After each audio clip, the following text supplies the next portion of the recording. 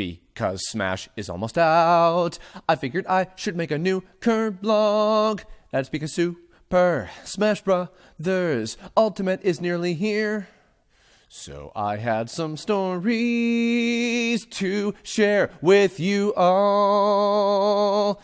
Hi, I'm literally throwing this together at the last second, like you're going to be hearing this within the hour that I've recorded it probably, but I figured since Smash Brothers Ultimate is coming out, of course, this upcoming Friday, and it's been a while since I've done a Kerblog about, the Smash Brothers games themselves. Obviously I've been doing ones about my theories on what's going to happen with, with Ultimate and some other stuff like that, but I haven't done a discussion one like this, I think in about 4 years since the discussion one that I did with the likes of Xander Mobus, Kira Buckland, Ed Bosco, and Ben Diskin when Smash for Wii U came out back when I first moved to LA. So, and I'm sure I'll link that one at the very end. And, if any of you guys remember that one, I might be repeating some information here. But nonetheless, I thought it might be fun, kind of leading up to the release of Ultimate, to kind of tell some quick stories and talk about some memories I had, fond memories of each of the individual 4 Smash games that preceded Ultimate, of course. So yeah, I guess to start with, so of course Smash 64 came out at the very, very end of the 90s, right kind of at the end of the N64's life cycle, early 2000s, technically, I guess you could say. But yeah, I was, I had always dreamed of a big, Nintendo crossover of some kind. And, never thought that it would really come to fruition because it just didn't seem like it was something that they had ever really talked much about before or ever, shown much interest in. So it was actually kind of groundbreaking to see 64 happen. I, of course, picked it up. And at the time, I had played very few to little to possibly no fighting games at all. Like maybe I had messed around with Street Fighter at some point. I can't even say for certain if I had. I mean, obviously I knew who the Street Fighter characters were. But yeah, I knew very little. And so I picked up Smash Brothers just because I was excited about the prospect of a Nintendo crossover game. And, this is, of course, when Pokemon was the biggest thing in the universe. And, not that it isn't. We're still in the middle of Pokecember. We interrupt your Pokecember to talk about other Nintendo characters for a second here. Yeah, it was crazy just to even see it happen. And I still remember falling in love with that very cool, kind of comic booky art style that they had for the box art and everything in the instruction manual. And picked that up. That was actually my introduction to the character of Samus. I'm actually happy to hear that was pretty rare for people because a lot of folks did grow up with Metroid, but I don't think I knew anything about Metroid at all. I think I might have not even heard of it until Smash came out and I got it and I played as Samus and read up a little bit more about her and then began to educate myself a touch more. But yeah, the most vivid memory that I have of Smash 64 was actually the first day that I played it, where I was so not used to the concept of just fighting games in general that I just absolutely struggled my way through, and this is going to be embarrassing, but it's the truth, struggling my way through the very easy, what we now know as classic mode, but just the single-player campaign mode of the original game with Mario. Just the very easy mode. I just fruitlessly trying to kill Master Hand over and over and over and over. I think I must have spent maybe 10 to 20 different tries on trying to kill Webmaster. I'm very easy. I just had no concept of it whatsoever. I had no idea what the hell I was doing. But it was incredible to me. And it was funny because it kind of opened up my imagination about what, a Nintendo crossover could be. And I think even back then, a lot of people dreamed already, what is Super Smash Bros. 2 going to be like? Oh, wow, And I've had another career blog I did a while back about this thing I came up with called Nintendo Quest, which was just entirely as a result of Smash 64 and Melee. And I think that actually in elementary school, Mike Lucas and I might have joked around about what we thought the characters in Smash 2 would have been. And they were, I think, not even close to what the characters ended up being. I think we even pictured all of the individual Pokemon starters like as playable characters or something, and Pidgeotto or some weird ones like that, and maybe I don't know, something from Diddy Kong Racing, just some ones that nowadays nobody would even think would have a shot at being on the roster, and probably shouldn't be anyway. Of course, we do have the Pokemon Trainer, which is cool, and that was a much more creative use of that. But yeah, so definitely got a lot of inspiration going. I did also have plushies of several of the playable characters, well, just because so many of them were Mario, and then I had Pikachu and Jigglypuff. sure I probably played, pretend plushy Smash Brothers, which, I mean, then again, that is truly what it is. That's the canon, explanation for the Smash Brothers universe, as it were. But and then of course I do distinctly remember the announcements of Super Smash Bros. Melee. I was a big reader of Nintendo Power back in the day, the Nintendo Power official magazine, once upon a time, for those of you who may remember that back in the day. Of course, this was early days of the internet, and I did not have a lot of access, I guess, to that stuff at the time. Not nearly as much as later, although enough to create Kerbifer and everything.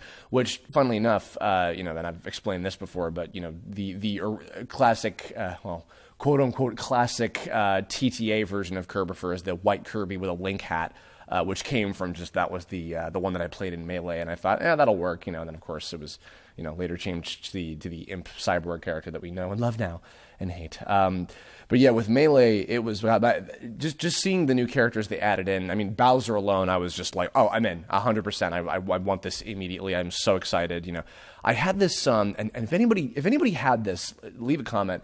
Nintendo Power, I think, had this little mini CD. It looked like a GameCube disc. You could put it in your CD-ROM on a computer, and it had a bunch of trailers for all of the upcoming GameCube games that were coming out. So all of the launch titles, including some that ended up not even being launch titles, like Star Fox Adventures took way longer than intended. I think there might have been a trailer for Donkey Kong Racing on there too before that was eventually canceled.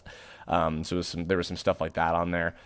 But and they had the Super Smash Bros. Melee trailer set to the Mute City F-Zero remix from that level, which was great. That was the first time hearing that because I had not played F-Zero before, but I knew of Captain Falcon by that point. And I used to watch that trailer just over and over and over again because I was so excited. And leading up to the release of Smash, so I didn't get a GameCube until Christmas. And I was very, very fortunate because I got Luigi's Mansion and Pikmin and Melee all as the big set. That was my big Christmas present for that year, was GameCube and a bunch of games. But of course, the game came out at the beginning of December, so a lot of people, had it. And actually, kids my age, I would have been in middle school by that point, I think, yeah. By that point, some people, like friends of mine who had Hanukkah, they got their GameCube and their games early, so some of them were playing through it, and they were, they knew things about the game already. And the only thing that I could read about the playable characters and stuff, because I didn't know about the secret ones, was, shout out, actually, this is funny, Kirby's Rainbow Resort, a Kirby fan site, which still exists to this day. It was partially run by the person who Kinder Spirit from Tome is based on and named. So hi, shout out to you, Sarah, if you were listening to this ever.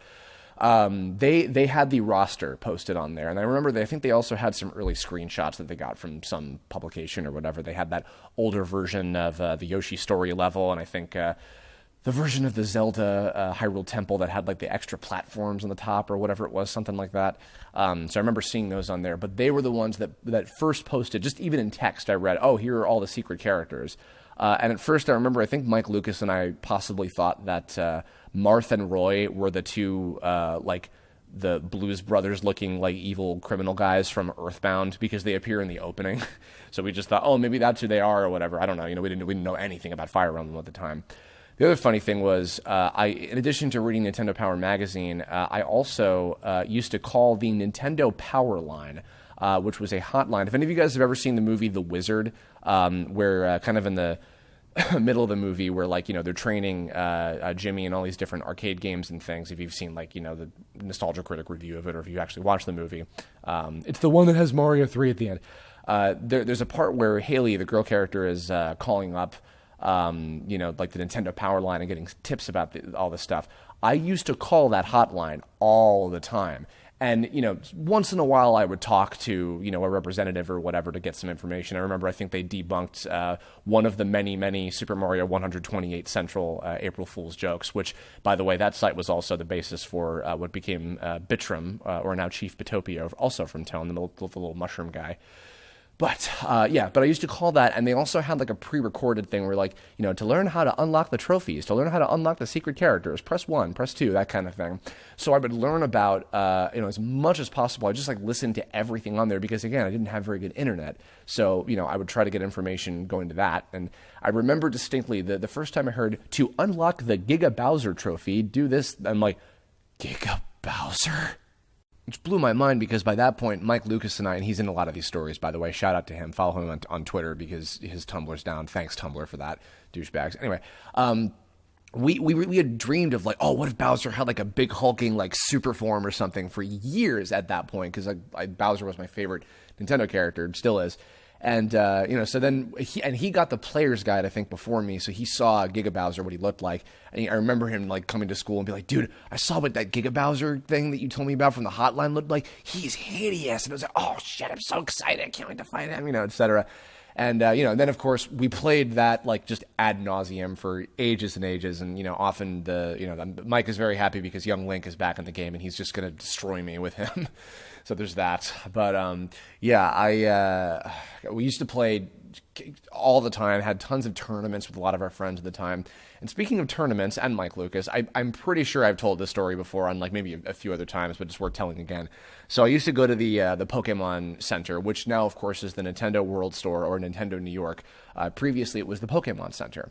And they had a game room on the second floor, if any of you guys out there have ever been to the Nintendo store. On the second floor, they had a game room, and I found out one of the times that my dad and I went to visit that they were doing a Smash Brothers tournament. So I signed myself and Mike up for it, and we went to compete in New York on this tournament. And it was so exciting because we had dreamed. We had no idea what the actual Smash Brothers tournament scene even looked like not even remotely. So we had no idea. But yeah, I remember we went through everything and we got there. And we trained, I remember distinctly, it was 2-minute time matches, I believe, on Pokemon Stadium. And I didn't remember if it was either with items or without items, but we trained with the opposite of what it was. And then, we looked like idiots. And not to mention, we show up there and everybody is, as you would expect, picking Fox and Sheik and Falco and Link as all their characters. I miraculously survived through my last match doing oh, that's right, I got to a sudden death with a Falco player, and then he hit me up. I was in the magnifying glass, and then I used the down B, the Bowser bomb stomp, and killed Falco, and somehow I got to the second round, and then was immediately destroyed, I think, by a Sheik player. So it didn't go very well. But also, at the time, I was obsessed with, and speaking of Giga Bowser as well, I was obsessed with finding out how to unlock the other secret characters that weren't really secret characters. Because of the sound test with Giga Bowser and Master Hand and fighting wireframes, which a little bit of trivia. I didn't put this in the Did You Know because it's not, officially confirmed, but I can say this from having worked on video games, I would wager good money. If any of you guys have ever wondered why this is, why Giga Bowser, Master Hand, and fighting wireframes are in the sound test for the announcer character, I think it's because, when you do video games, you record a lot of stuff that may or may not necessarily get used. So they probably just needed, the character names, all set in case, for instance, if they were, going to use them for, a versus Master Hand. They did that later for some of the other stuff. And even before that, versus Fighting Polygon Team, for the first one. So they probably had those, in case they were going to use them for stuff like Classic Mode and otherwise.